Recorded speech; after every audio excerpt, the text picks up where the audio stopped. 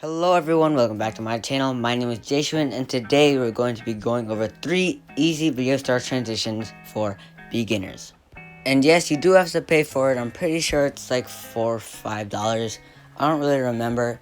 And there are timestamps to each of these transitions in the description below. And it might seem a little confusing at first, but don't worry, if you practice these transitions long enough, it shouldn't take you more than 30 seconds to complete each one of these. So yeah, let's get started. Alright guys, so the first transition we're going to do, it's called the spin transition. For the sake of this video, we're going to make it go to the right, and it's going to be medium speed. We're going to press new, multi-layer,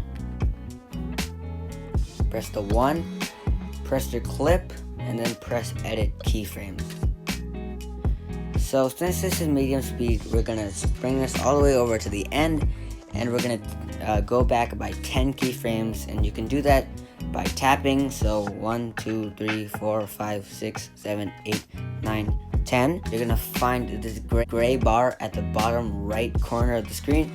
Press the left side once, press the right side once as well.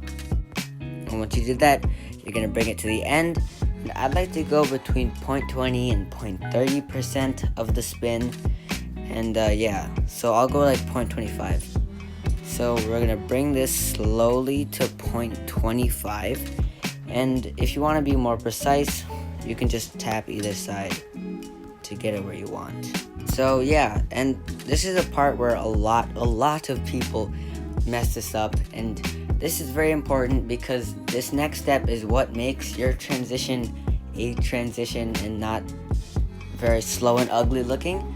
So you're gonna find this square right here, and there are a bunch of lines, but you don't need to know what those mean just yet. And we're gonna move down by 4, and yeah, this is the one we want right here. When you're always starting out, whatever transition you're using, you always want to start with this one. Most transitions start out with this one, and most transitions will end with this one. So these two right here, these are going to be the most important ones you're going to use in your video start career. And of course you'll use other ones, like for shakes you'll like use maybe some of these, but mostly these are going to be very important. So yeah, it should look something like this. And there's also this other feature, it's optional, but I really like it. It's called mirror. Press it. I like this one right here. I like it the most. I don't know why. I just like it. Okay, so this next step is also optional. You're gonna press this button called color. You're gonna slide over until you find this array of blurs, and you can use as many blurs as you want. There are different types of blurs. Personally, I like tracking blur because it just basically it's the same thing, but the machine does the work for you. And I personally don't enjoy a like very high blur. I like a lower blur because I just personally think it looks better. But if you want a higher blur, that's on you. And you can obviously tweak this a little bit if you want more of a spin and more of a blur. You want more effects, that's on you. I'm just showing you a very basic form of the spin transition, and once you're done, it should look like this. Yeah, and if you're like replaying it and it looks slow, there's either two things that happened. Either your device cannot handle the power of Video Star and it just looks slow even though it's not actually slow, or you messed up in when you were editing it. So make sure you did it right. So we're gonna press create, and we're gonna go over to our second clip, and we're gonna do the same thing again. Press new, multi-layer 1, this, and then edit keyframes. Alright, so once you're here, you're gonna grab this, and if your transition went to the right at first, you're gonna make it start at the left, if that makes any sense. So let's go 0.25 because that's just what we did last time. And then we're going to count by 12 this time. So 1, 2, 3, 4, 5, 6, 7, 8, 9, 10, 11, 12. And then you're going to bring it back to normal. Make sure it ends on 1 or else your transition might come out a little weird. So what you're going to do now, press the square button. You cannot forget the path. And it's this one. It's either these two. Remember these two.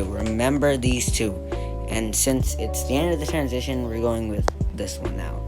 And it should look something like this. And you can always tweak this a little bit if you want a little shake in yours. If you want it to go slower or faster, you can always do this. And of course, I love the blur, but some people don't like to put it in.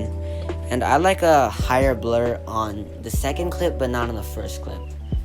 I don't know why, that's just me.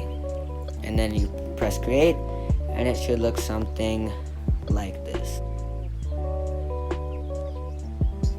Alright, so guys, that was the spin transition, and now we're going to move on to the zoom in transition.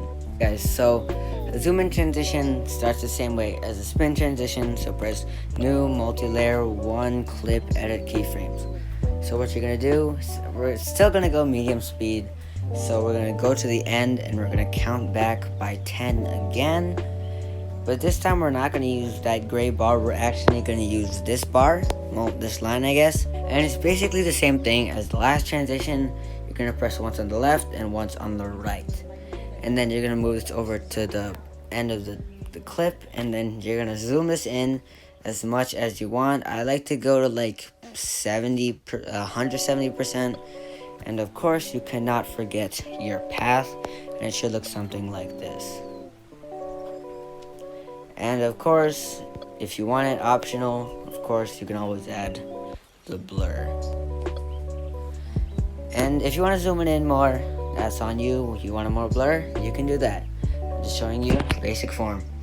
Press create to the other clip and do the same thing. Of course, multi-layer 1 clip edit keyframes. But this time we're gonna start out. I like to go to about 50%. And if you don't like these little white lines or the whiteness around your clip, some people do like it. I personally don't like it. You can press mirror, so it looks something like this. And then you're gonna count back by 12, like the last transition. 1, 2, 3, 4, 5, 6, 7, 8, 9, 10, 11, 12. That's when you're gonna zoom in to your clip to 100%. And of course, you cannot forget your path, so it looks something like this. And of course, you also cannot forget about the blur, even though it's optional. Looks really good, so something like this. And press create, and your transition, zoom in transition, should look something like this. So that was the zoom in transition. Alright guys, so we're on to our last transition of this video. It's the zoom out transition. It's basically the zoom in transition, but backwards, I guess. So do the same thing, new multi-layer 1 clip edit keyframes. Alright, so we're gonna go to the end, count back by 10, and then press the left side once, press the right side once, go to the end, and then we're actually gonna zoom out instead of zooming in. And I already added the I already added the mirror and the blur. So yeah, you can zoom it out if you want even more. You could add more blur if you want. You can use a different type of mirror. Everything is basically up to you. Press create. Basically the same thing as the last transition, but in reverse. So what we're gonna do, we're actually gonna start zoomed in. I like to go 200. So you don't have to. Count back by 12, of course. Go back to 100, and then of course add the path, and of course add, where is it? Add the tracking blur. Yeah, that's about right. Something like that. Press create, and that is it. That is the zoom out transition, and that is going to be the end of this video. So if you liked it, make sure to hit the like button, and if you want to see more transitions and more videos like this one, make sure to hit the subscribe button, make sure the bell button is clicked so you can get early to my latest videos, and I will see you guys in the next one. See you later. Sick of trembling in fear at the idea of death. Since it's always on my mind, I just hide in my bed. Everybody's scared of it's what my therapist said, but my case seems worse when I've barely been fed, because the kitchen's too far to desire the steps it take to make it down the stairs and try to find a baguette or something similar that wouldn't make my stomach upset. It doesn't feel like this is real, yeah, my mind is a mess. The only times it seems clear is when music is played. Some relatable creator says I'll soon be okay, or when like reading poetry and trying to soothe my dismay. And I can lose my insecurities in cute little sayings like, why frown when the sun goes down if you awake in the morning to such